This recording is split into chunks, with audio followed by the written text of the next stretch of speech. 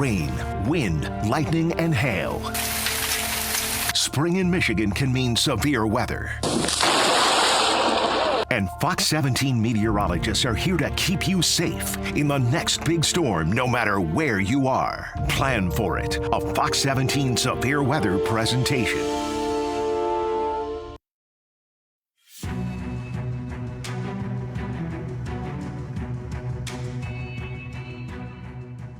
Hi, everybody. Thanks for joining us. I'm Fox 17 Chief Meteorologist Kevin Craig. We all love West Michigan, and especially the summer months. We also know that West Michigan weather can change quickly, from sunny skies to severe weather in an instant. One of the worst storms happened here 66 years ago on April 3rd, 1956, a day many will never forget. Lives were lost, many were injured, and towns destroyed. Meteorologist Candace Monticelli is here to show the strength of those storms. Thanks, Kevin. 3 major tornadoes hit West Michigan that day. Imagine it's 1956. You're driving your Chevy Corvette, cell phones and the internet don't exist. It's a warm, breezy, summer-like day in the spring, and then within seconds, neighborhoods and towns all become unrecognizable. April 3rd, 1956 started off like any other day, but ended up being a deadly day, marking the worst natural disaster in West Michigan history. There were 17 fatalities, over 300 injuries, and probably in adjusted dollar damage, probably close to $20 to $30 million of damage. Kathy Verhaeg was only 11, living with her family in Walker at the time. And now, in her 70s, she still remembers it well. We just played all day and we're outside enjoying the weather. And Mom got supper. Dad came home from work. And by that time, it was dark and raining. Dark and raining as tornadoes started to wreak havoc on communities. 4 strong tornadoes in total touched down that day, with 3 moving through West Michigan, from Saugatuck to Holland, Bangor to Lowell, and the strongest possible tornado, an F5, moving from Hudsonville to Lakeview. When I say very strong tornadoes, the kind that can destroy entire neighborhoods, just level houses, sweep away the debris, the kind that you see in Oklahoma and down south, and that type of damage. It was like a freight train going right through your house. A lot of noise, and all I remember is I was screaming at the top of my lungs, and I didn't even hear it. That's how loud it was. Hundreds of Michiganders were injured and 17 killed. Many weren't so lucky and didn't receive a warning in time, getting caught in cars, stuck at the store, or worse, unknowingly driving into the storm. 66 years ago, severe weather warnings reached people differently than what we're used to today. People didn't have any personal means of getting the warning if they were away from a TV or radio. And a lot of people found themselves in this situation. They heard it coming first, and then they looked out their door, and it was very close already, too late to really do anything except run for the basement. When the tornadoes finally passed, towns and neighborhoods were left unrecognizable and completely destroyed. And when you actually look at the damage that took place afterwards, there really was not a whole lot left. These before and after photos show the pure destruction these storms caused and the strength West Michiganders have to rebuild. Some of the hardest hit areas were Standell, Walker, Hudsonville, and Comstock Park. Standell had a thriving business district, booming with stores that the city of Walker's current mayor, Gary Carey Jr., says took 30 years to develop and seconds to destroy. But when you look at that from a city leader's perspective, and you look at what it did to that business district that was thriving, Standale never fully recovered. It's reinvented itself, and it is now a thriving, booming retail and commercial district. Standale was never quite the same, but years of reinventing itself, the town finally bounced back, and so did numerous other communities and neighborhoods, rebuilding and thriving once again. My dad rebuilt the house right back on the same foundation. People built back their homes and towns stronger and better than ever. Now, decades later, we remember the tragedy of those tornadoes and remind future generations it can happen here, and we need to be prepared. I think there's an obligation for those of us that have maybe been through this before to make sure that our younger generations understand, hey, this is real. This is not just something you watch on the Weather Channel. This is a very real thing. And if it comes through, it could be a matter of life or death if you do things the right way. Since 1977, we have had 0 violent tornadoes come through West Michigan. That's a drought going on 45 years. We've just been lucky, and that's what it boils down to. And they will happen again. It's just a question of when. It could be this year. It could be another 10 years. We don't know. But they happened here, and they will happen here again. April 3rd tornadoes can be a sensitive topic to talk about for many, especially those who lived through it and still can experience some PTSD from surviving the tornadoes. None of this is meant to scare anyone, but to make you aware that this can happen and to be better prepared for severe storms. A big part of preparing is being weather aware and keeping up with the local forecast. It doesn't matter whether you're an electrician, plumber, or a meteorologist. We all have tools we use to get the job done. And for our Fox 17 team of meteorologists, it's all about technology and computers. From whiteboards to green screens, the way we forecast the weather has significantly changed over the last few decades. Every day, Fox 17 meteorologists look at computer forecast models, and our team can identify the chance of severe weather days in advance. Is there moisture, lift, and instability? The 3 ingredients for severe storms. If so, we outline the risk and threats online and on air at least a few days before. We then check the Storm Prediction Center, or SPC Outlook, issued by NOAA and the National Weather Service. These forecasts outline specific areas that may experience severe weather in the coming days. SPC issues the outlooks and also severe thunderstorm and tornado watches that may accompany them. Fox 17 meteorologists show these outlooks, usually well in advance of potential storms, and we quantify the level of threat from marginal all the way up to moderate or high risk. The day before severe weather, we have a good idea as to which areas may see severe storms and the type of severity they may produce. Our team further quantifies it with a severe weather threat graphic that shows the wind speeds we expect, hail size, and if there's a tornado threat and to what extent. We also conduct a Facebook Live on the Fox 17 page, outlining all the details and responding to your questions. As the event unfolds, warnings are issued by the local National Weather Service office. If you're watching Fox 17, a bug and crawl will show up on the screen to keep you informed. And on your phone, our free Fox 17 weather app will also show watches, warnings, and radar. Additionally, the Fox 17 website will carry them, often at the top of the page in a red banner. That's how the message gets out, but tracking these sometimes deadly storms is a whole other field of expertise. We interrupt the Fox 17 meteorologists break into programming, sometimes for hours, tracking severe storm cells with live Doppler radar, similar to this event that occurred June 26 last year. We look for the oranges, reds, and magentas, signaling torrential rainfall and possible hail and wind. Technology allows us the capability to track the line or individual cells into a city at a certain time. The idea is to warn in advance of its arrival. Radar also allows us the capability of tracking hail, lightning, and perhaps most importantly, velocity, the ability to see how strong and potentially damaging the wind speeds are. Typically, winds moving toward the radar site will be plotted in green, moving away in red. Meteorologists identify opposite colors embedded within each other to show tight rotation and possible tornadoes. We can query data live on air to show the strength of straight-line winds the storm may be producing and when we expect them to arrive. Recall that in 1956, the Hudsonville-Standale tornado, the only EF5 to hit West Michigan, decimated these cities with little to no warning. Today's technology, Doppler radar, methods of communication, and training of weather personnel allows our Fox 17 team of meteorologists to alert days in advance and warn in time for shelter to be taken.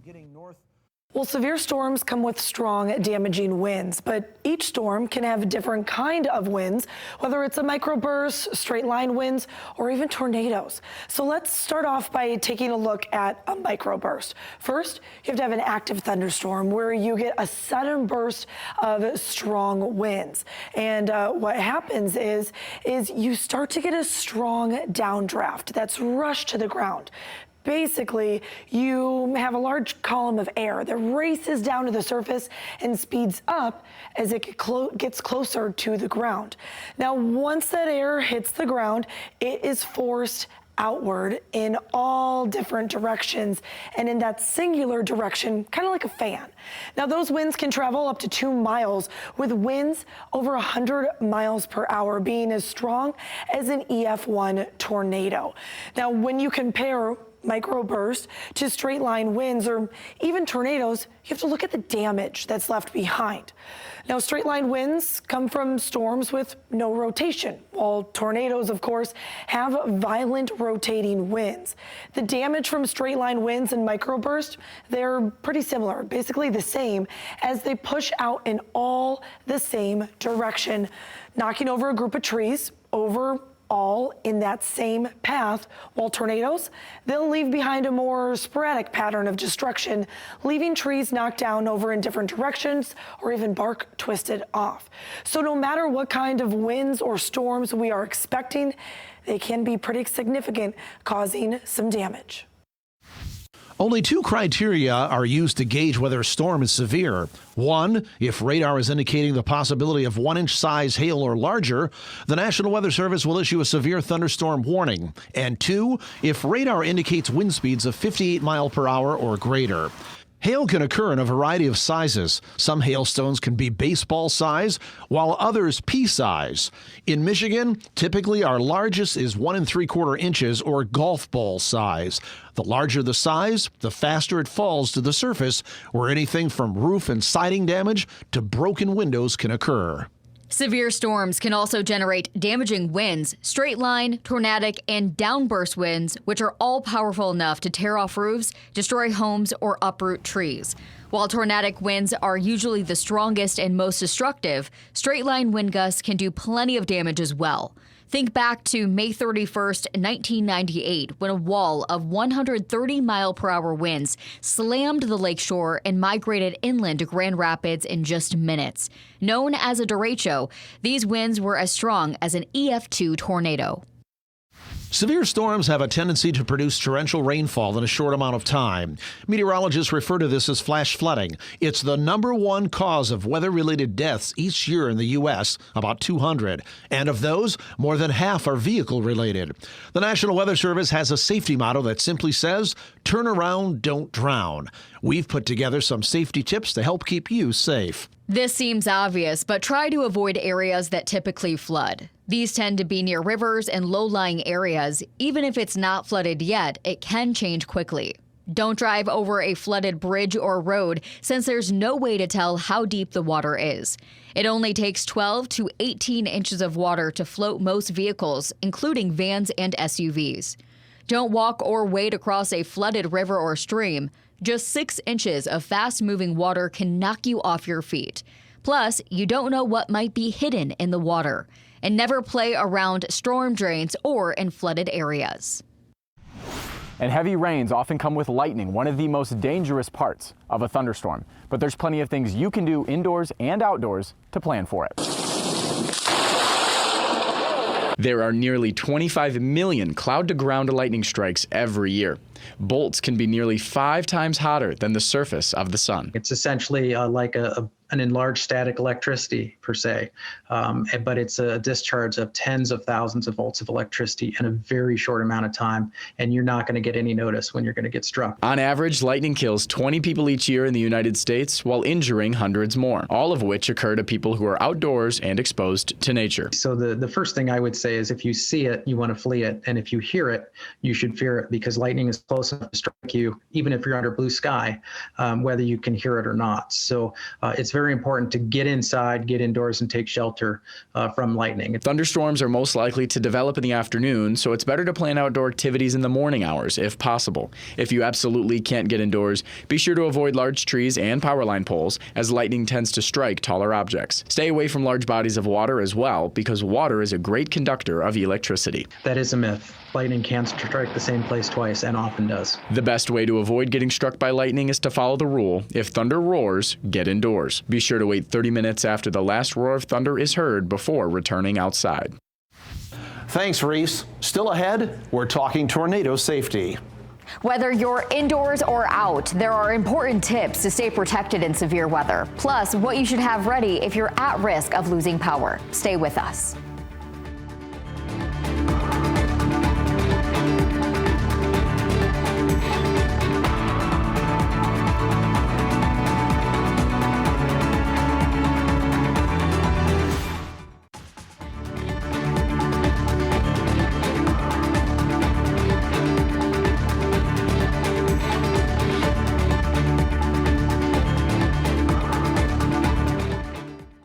During severe weather months in West Michigan, the best time to prepare is well before a storm arrives. Whether it's a severe thunderstorm warning or a tornado warning, finding a safe shelter is always the top priority. But where's the best place to go indoors? Let's dive in.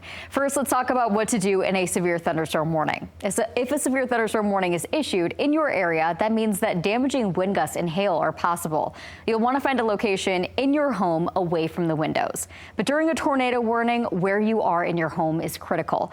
You'll want to find a place in your home that's at actually the lowest level. Oftentimes, this is your basement. This is the safest place that you can be. If you do not have a basement, then find a room that is in the most interior part of your home. Ideally, choose a room that doesn't have any windows. Oftentimes, this is a hallway, like this one. A hallway in the basement is the best place to be. Another great choice during severe weather is a closet or a bathroom that doesn't have any windows. Really, you just want to be in an enclosed space. You might be wondering, why do we need to be away from the windows? Well, typically during tornado warnings and severe thunderstorm warnings, we oftentimes see trees that are falling and debris that's flying. And we also have very strong winds, which could unfortunately create shattering glass if the tree limbs come breaking into your home. The last place that you want to be is near that shattering glass. In fact, if you do have time, another great choice is to shut the blinds and of course close those windows. During a tornado warning, another place that you can go to is underneath a table. That's because it's a sturdy structure. During tornadoes, we have strong, damaging winds. Oftentimes we can see a roof collapse or debris falling. All we want to do is protect our body and our heads. If you can't get underneath the table, another thing you could do is cover your body with a blanket, a mattress, or maybe even a sleeping bag. Anything to provide that extra layer of protection. And this goes without saying, but don't stand on your deck or go outdoors during a tornado warning. During severe weather season, it's a really great time to sit down with your family. Come up with a place that's in your home that's a safe space, so when a tornado warning is issued, you know exactly where to be. Have an emergency kit ready to go near your safe space. Some contents for your emergency kit could include bottled water, non-perishable foods, a flashlight, a first aid kit with medications, a whistle to signal for help, rechargeable batteries, and pet food if need be. And if you live in a mobile home and there is a threat for tornadoes in your area, it is best to plan days in advance. You do not want to be in your mobile home when a tornado warning is issued, and you don't want to be on the move either. Plan ahead and know a sturdy structure you can go to. If you don't have time to make it to your sturdy structure, leave your mobile home and lie down in the lowest lying area near you and cover your body and head. Remember, there's no need to be scared. We just need to be prepared. When a tornado warning is issued in West Michigan, your Fox 17 weather team will be ready. Not only do we plan on it, we plan for it. We've been dealing with cold and snowy conditions in West Michigan since November. But when the weather finally gets nice, what do we in West Michigan like to do?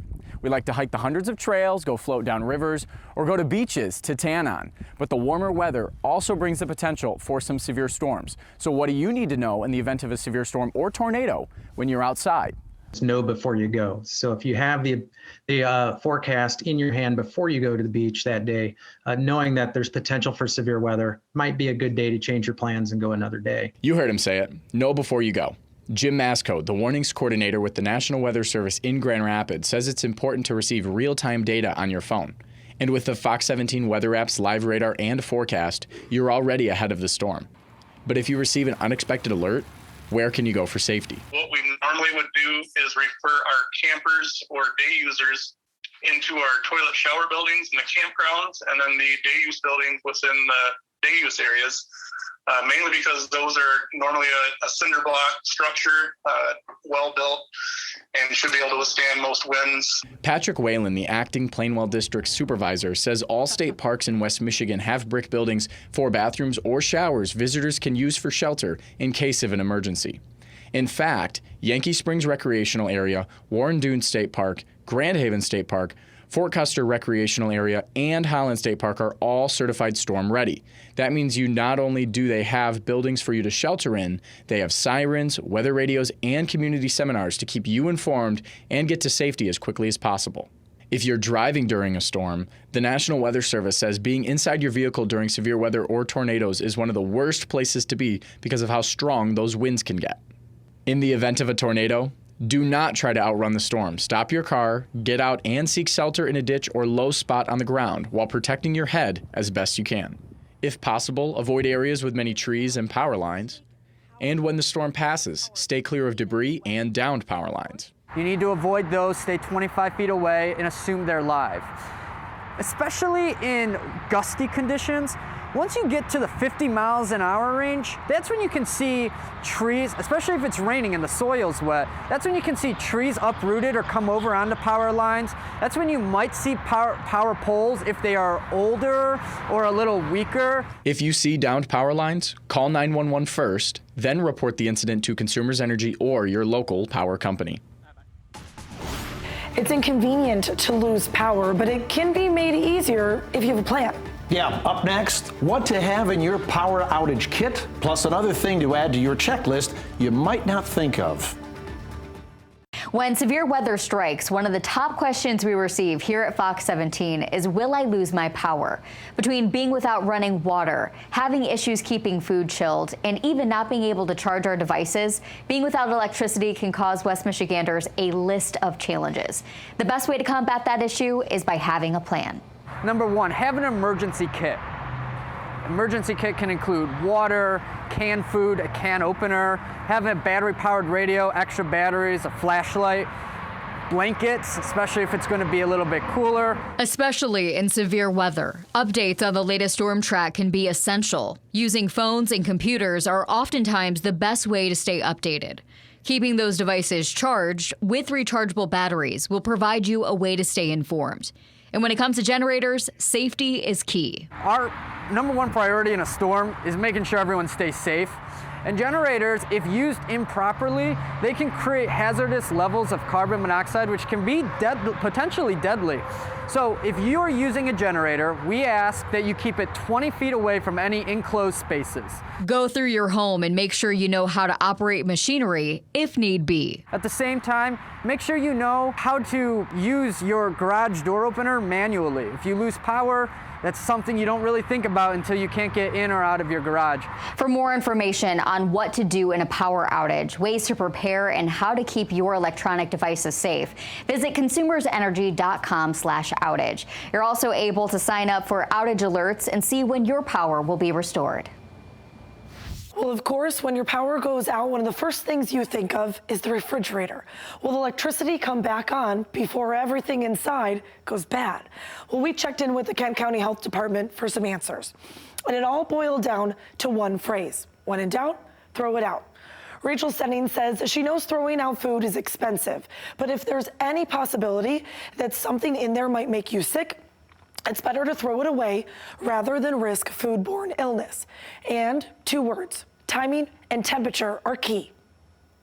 Cooking it does destroy some pathogens that are in food, but it may not destroy all of them. And there may be things that can make you sick that will survive the cooking process. And to me, I wouldn't want to take that risk. Now, refrigerated food can be at 40 degrees or less, while the freezer should be at about 0 degrees. And of course, if the doors stay closed, refrigerated food is generally safe for up to 4 hours. Now, frozen food is good for up to 48 hours, depending on how full that freezer is. Now, Setting shared some tips so you can plan for it, including have an appliance thermometer handy and have a cooler with ice available in case the power outages last more than 4 hours. Well, up to this point, we've covered how to prepare ahead of a storm and during. But what about after? It can be overwhelming, from filing an insurance claim to hiring somebody to help with repairs or cleanup. Fox 17 spoke with some experts to give you some advice. Once the sky clears, cleanup is often the first thing on everyone's mind after severe weather. And it's not uncommon for people to go door to door offering help. It's unexpected. Your emotions are running high. You may not be as aware of what's going on around you, and you may be more willing to accept, some generous help. But Katie Grevious with the Better Business Bureau serving Western Michigan says remember to be cautious and that legitimate companies are willing to wait for you to do your homework. The BBB lays out some important steps to take when hiring a contractor. Make sure they have legitimate contact information like local addresses and phone numbers. Only hire licensed and insured contractors. Tree cleanup companies don't require state licensing here in Michigan, but roofers and other repair companies do. Shop around. The Better Business Bureau says you should be at least 3 companies for a quote and references. Don't rely on a verbal agreement. A written contract protects both you and the company. Finally, never pay the full amount up front. You can do a little bit more homework on who you're actually inviting onto your property and making sure that they're actually going to do that work and not take your money and run. Because we see that a lot, especially when there's a lot of damage. Unless, your home is on the verge of collapse and it's dangerous for you to be there, some of those fixes and some of those cleanups, they can wait. But remember, because it feels like an emergency doesn't always mean that it is life or death. Before you hire someone, take photos of the damage and check with your insurance company. They'll help you begin the process of filing a claim and often have contractors they'd recommend. Michigan is a choice state. It's up to the property owner to choose the contractor to do the work. And ultimately the responsibility and the relationship is between the contractor and the property owner, with input from the insurance claims adjuster. Patience is key. Legitimate companies are going to be busy because they're good at what they do. Plus, many are dealing with staffing shortages and supply chain issues, which is a good reason to think about your home insurance policy now before potential damage. Because the climate we're in, building materials and labor costs have gone up significantly. You really do need to reach out to your insurance agent to just get the advice. Is my house going to be fully replaced at time of loss? If that was your choice, full replacement. Is there enough coverage there to get that job done? Or do we need to increase it? The BBB has several resources online. You can research contractors in your area or report any scams you encounter at bbb.org. Well, from severe weather to sunny skies, the Fox 17 weather team is always on standby to help you plan for it. You can count on us on air, on Facebook, and on the Fox 17 weather app. It's a free download by scanning the QR code at the bottom of your screen. Yeah, you can set up alerts no matter where you are and send us your photos showing what you're seeing. I'm Chief Meteorologist Kevin Craig. On behalf of our Fox 17 weather team, Candace Monticelli, Haley Vaughn, and Reese Cole. Thanks for watching.